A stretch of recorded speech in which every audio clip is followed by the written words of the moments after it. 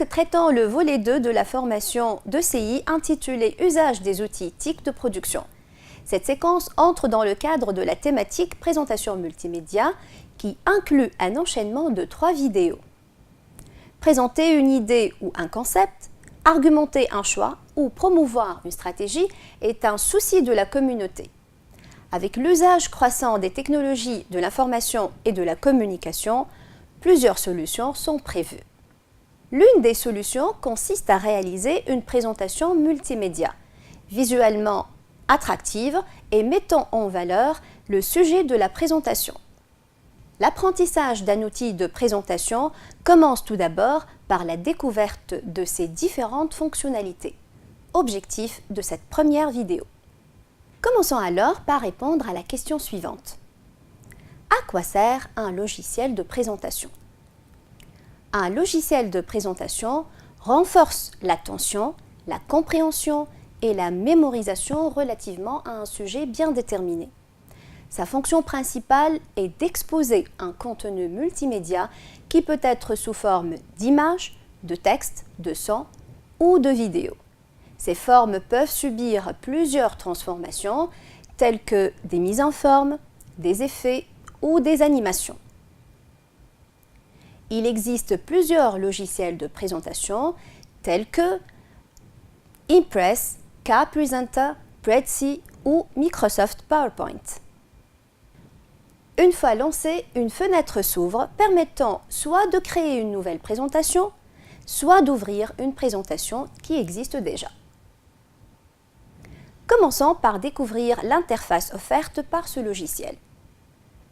Nous distinguons le ruban, le backstage, les onglets, les commandes, la zone de plan et l'espace de travail. Nous voulons à présent créer une nouvelle présentation. Pour ce faire, il suffit de cliquer sur la commande « Nouveau » du mode Backstage. Nous pouvons démarrer soit avec une nouvelle présentation formée par une diapositive vierge, ou nous partons d'un modèle. Il existe une galerie de modèles offerts par l'Office. Ces modèles sont appelés aussi des thèmes. Chaque thème a ses variantes. Il agit sur l'apparence d'une présentation en définissant la structure de l'arrière-plan, la disposition des éléments de la diapositive, les couleurs, ainsi que les styles de police des contenus. Nous pouvons changer de thème en utilisant l'onglet Création qui nous offre la possibilité de modifier le thème, la variante qui lui corresponde et la taille de la diapositive. L'arrière-plan d'un thème peut être modifié grâce à la commande « Mettre en forme l'arrière-plan ». Pour ajouter une nouvelle diapositive, nous choisissons la commande « Nouvelle diapositive » de l'onglet « Accueil ». Par défaut, PowerPoint insère une diapositive dont la disposition est identique à la précédente.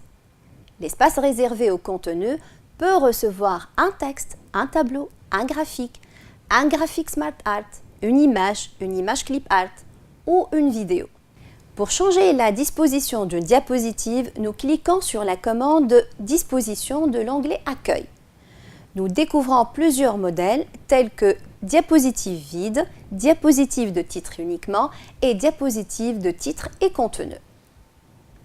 Dans une présentation, nous pouvons insérer plusieurs objets illustratifs permettant l'enrichissement d'une présentation, tels qu'une image, un tableau, une liste à puces ou une liste numérotée, un texte, etc. Pour insérer une image, nous cliquons sur l'icône correspondante, soit dans l'espace réservé ou en activant l'onglet « Insertion ». Une fenêtre s'affiche pour indiquer l'emplacement de l'image à insérer et le nom du fichier qui lui corresponde, avant de valider en cliquant sur le bouton « Insérer ».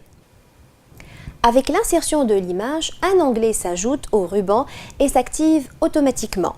Il s'intitule « Format ». Il fournit des outils afin de traiter l'objet inséré.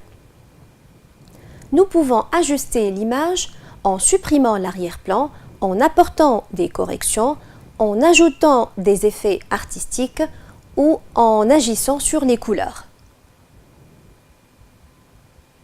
Pour annuler une action d'ajustement, il suffit de choisir la commande « Rétablir l'image ». Nous avons même la possibilité de la remplacer par une autre si le cas est nécessaire.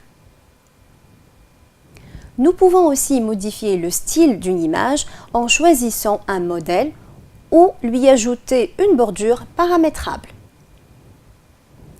Cet onglet spécifique nous donne aussi la main pour appliquer un format 3D sur l'image et pour organiser sa disposition sur la diapositive en agissant sur son alignement et son apparition en premier ou en arrière-plan, et bien d'autres possibilités offertes. Il est à noter que la taille de l'image est modifiable, mais pour garder la qualité de l'image, il est recommandé de cocher l'option « Conserver les proportions ». Nous pouvons aussi insérer un tableau grâce à l'icône se trouvant dans l'espace réservé ou à partir de la commande correspondante de l'onglet « Insertion ». Nous fixons le nombre de colonnes et le nombre de lignes du tableau à insérer avant de valider. Une fois le tableau est inséré, nous remarquons l'apparition de deux onglets, Création et Disposition, fournissant ainsi des outils permettant la manipulation de ce tableau. Parmi ces outils, nous citons ceux qui permettent d'agir sur le style du tableau se trouvant dans l'onglet Création, et ce, en appliquant un modèle prédéfini et le paramétrer selon le besoin. L'onglet Disposition nous donne la main pour ajouter des lignes et des colonnes, pour fusionner des cellules, pour modifier la taille d'une cellule, pour fixer une orientation, etc. Pour insérer un graphique SmartArt, nous utilisons l'icône correspondante soit à partir de l'espace de travail ou à partir de l'onglet Insertion. Une fenêtre s'affiche permettant de fixer une catégorie du graphique à insérer. L'objet SmartArt dispose d'un volet texte qui nous permet de saisir les textes correspondants. L'insertion de l'objet SmartArt fait apparaître deux nouveaux onglets nommés Création et Format. L'onglet Création nous permet de rectifier le tir en changeant la disposition du graphique et en modifiant ses couleurs, ainsi que son style. Pour annuler les modifications apportées, il suffit de cliquer sur Rétablir le graphique. Quant à l'onglet Format, il nous donne la main pour manipuler les composants élémentaires du graphique en agissant sur le style de forme, des textes, ainsi que la taille de chaque forme du graphique. L'ajout d'une vidéo illustrative peut aider à une meilleure mémorisation, voire même à une meilleure compréhension. Pour ce faire, nous pouvons utiliser soit l'espace du travail, soit l'onglet Insertion en sélectionnant l'icône correspondante. Une fois la vidéo est insérée, deux nouveaux onglets apparaissent, offrant une variété d'outils permettant la manipulation de la vidéo. L'onglet Création nous donne la possibilité de modifier, entre autres, la couleur de l'écran d'affichage, son style et sa taille. L'onglet Lecture nous donne la main pour paramétrer l'action de lecture de la vidéo, tel que le fait de découper la vidéo en fixant un point de départ et un point final. Passons maintenant à l'amélioration de l'apparition d'une présentation. Avoir une présentation attrayante et dynamique suppose l'animation des objets insérés dans les diapositives. Pour animer un objet, nous procédons comme suit. Sélectionnez l'objet à animer, puis activez l'onglet Animation pour mettre à disposition une galerie d'animation. Une fois le modèle choisi, nous pouvons le paramétrer en sélectionnant un effet à appliquer et une durée de l'animation. Il est conseillé d'afficher le volet Animation pour une meilleure gestion des différentes animations appliquées sur la diapositive courante. Nous appelons transition la modalité de passage d'une diapositive à une autre dans une présentation. Pour ajouter une transition, nous sélectionnons la diapositive Sujet de transition, puis nous activons l'onglet Transition. Microsoft Office met à notre disposition une galerie de transitions que nous pouvons appliquer vers la diapositive sélectionnée.